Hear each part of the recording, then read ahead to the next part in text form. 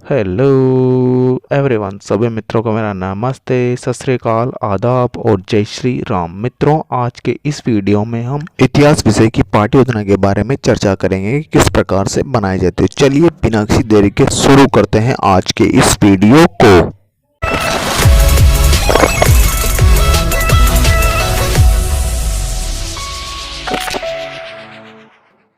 मित्रों, सबसे पहले जो आपकी दैनिक पाठ्य योजना डायरी है उसके ऊपर ही ऊपर आपको पाठ्य योजना का क्रमांक लगा लेना। जो भी आपकी पाठ्य योजना का क्रमांक है, आपका जिस विद्यालय में बीएड या बीएसटीसी का प्रशिक्षण प्रोग्राम चल रहा है उस विद्यालय का नाम, और जिस कक्षा की आप पाठ्य योजना तैयार, आज अपन कक्षा 8 की पाठ्य योजना तैयार करें तो कक्षा 8 लगा लीजिए।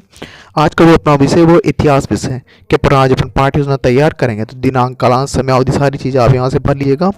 जो भी आप जिस जगह पे कर रहे हैं वो सारी दिनांक वगैरह। मित्रों, आज का जो अपना प्रकरण है वो है फिरोज तुगलक की विजय। इस प्रकरण के ऊपर आज हम पाठ्य योजना तैयार करेंगे। इसके पश्चात में आपको हेडिंग लगा लेनी है शिक्षण के उद्देश्य। तो शिक्षण के उद्देश्य हेडिंग लगा लीजिए। इसके अंदर आपको 2 कॉलम बनाने, शिक्षण के उद्देश्य और अपेक्षित व्यवहारगत परिवर्तन।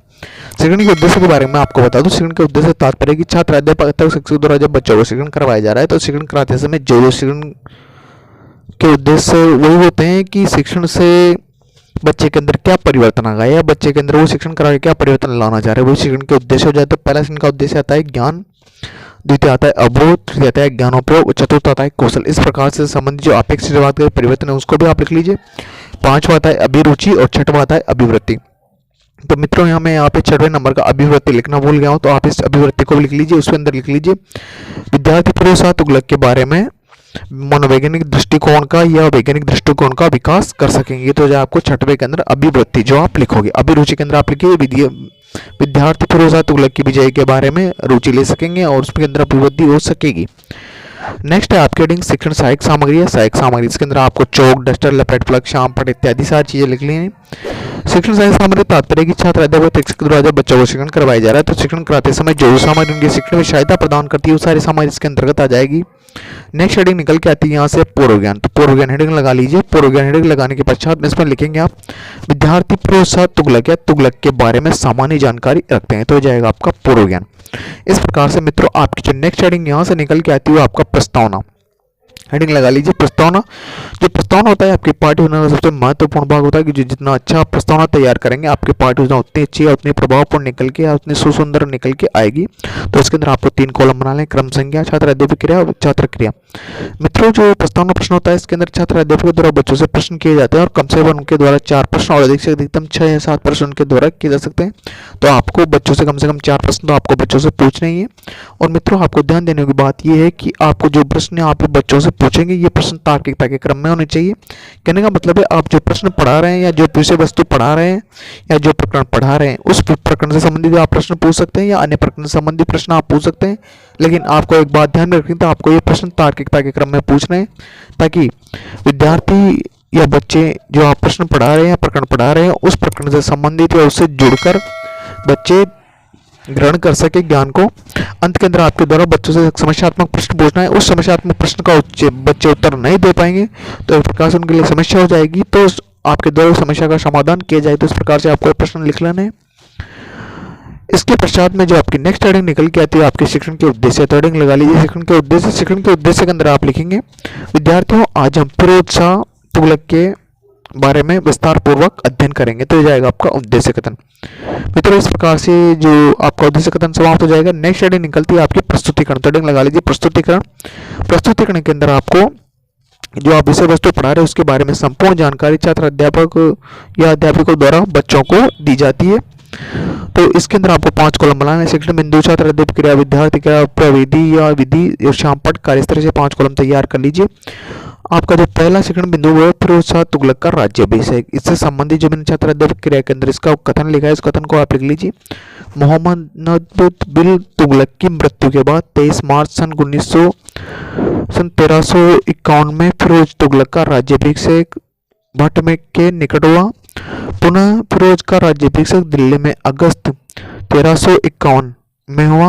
मोहम्मद बिन तुगलक की मृत्यु हुई 13 मार्च 1351 को और फिरोज तुगलक का राज्याभिषेक हुआ 13 1951 के अंदर ही। तो ये हो जाएंगे आपके विकासात्मक प्रश्न। और मैंने छात्र अध्ययन कथन लिखा दिया है। विधि हो जाएगी आपकी व्याख्यान विधि। और जो श्यामपट्ट कार्य को आप ब्लैक चार्ट लगाए उसके महत्वपूर्ण बिंदु को आप इसके अंदर लिख लीजिएगा। द्वितीय जो शिक्षण बिंदु आता है वो है बंगाल पर विजय। तो इस शिक्षण बिंदु के अंतर्गत देखिए मैंने छात्र अध्ययन कथन लिखा है आपको, तो इसके लिए हाजी इस्लामी बंगाल पर स्वतंत्र शासक था। उसने तिरहत को अपने प्रवेश में मिलाने के लिए उद्देश्य से उस पर आक्रमण किया और इस पर आक्रमण करने के लिए वो दिल्ली से चला गया। और तो विद्यार्थी के में आप लिखेंगे, विद्यार्थी ध्यानपूर्वक सुनेंगे। विधि हो जाएगी आपकी व्याख्यान विधि। और जो श्यामपट्ट कार्य है उस श्यामपट्ट कार्य को आप परिपूर्ण कर लीजिए, ब्लैक चार्ट लगा के महत्वपूर्ण बिंदु को लिख लीजिए। आगे जो बंगाल के विजय वाला जो शिक्षण बिंदु उसके अंदर थोड़ा सा बचा हुआ है आपका छात्र अध्ययन कथन, उसको भी लिख लीजिए आप। सन 1353 ईस्वी बंगाल पर आक्रमण करने के बाद दिल्ली से चला गया और फिर उसने उसका पीछा किया और पराजित किया। तो इस प्रकार से हो जाएंगे आपको छात्र अध्ययन कथन। और नेक्स्ट सेक्शन जो आप लिखेंगे इसके विकासात्मक प्रश्न, फिरोज ने बंगाल विजय पर आक्रमण कब किया? तो बच्चे होते हैं 1351 में। बंगाल का स्वतंत्र शासक कौन था? बच्चे होते हैं हाजी इतिहास था। और विद्यार्थी के राय में आप लिख लीजिए सारी चीजें। विधि प्रविधि आगे प्रश्नोत्तर विधि और व्याख्यान विधि और श्यामपट्ट कार्य को आप परिपूर्ण कर लीजिए। इसके पश्चात में जो तृतीय शिक्षण बिंदु आता है आपका वो है जाजनगर की विजय। तो जाजनगर की विजय से संबंधित जो मैंने छात्र अध्ययन क्रिया लिखा है उसको आप लिख लीजिए, कथन को लिख लीजिए। 1800 या 1360 के अंदर सुल्तान फिरोज ने जाजनगर पर आक्रमण करने के लिए वहां के शासक अनुदेशक तृतीय को परास्त कर पुराण के जगन्नाथपुरी मंदिर को ध्वस्त किया। इस प्रकार से हो जाएगा आपका छात्र अध्यापक कथन। इस प्रकार से जो आपकी पाठ योजना वहीं पे समाप्त हो जाएगी। मित्रों अंत के अंदर आपको मूल्यांकन प्रश्न लिख लेने, और जो मूल्यांकन प्रश्न है आपके द्वारा इस प्रकार से बनाए जा सकते हैं कि ताकि बच्चों का मूल्यांकन किया सकते। कहने का मतलब आपने जो प्रकरण पढ़ा है वो प्रकरण बच्चों ने सीखा है अथवा नहीं सीखा, इस बारे की प्रतिपुष्टि आपके द्वारा की जा सके। इस वजह से आपको मूल्यांकन प्रश्न तैयार करना, तो आप ये मूल्यांकन प्रश्न किसी प्रकार के तैयार कर सकते हैं।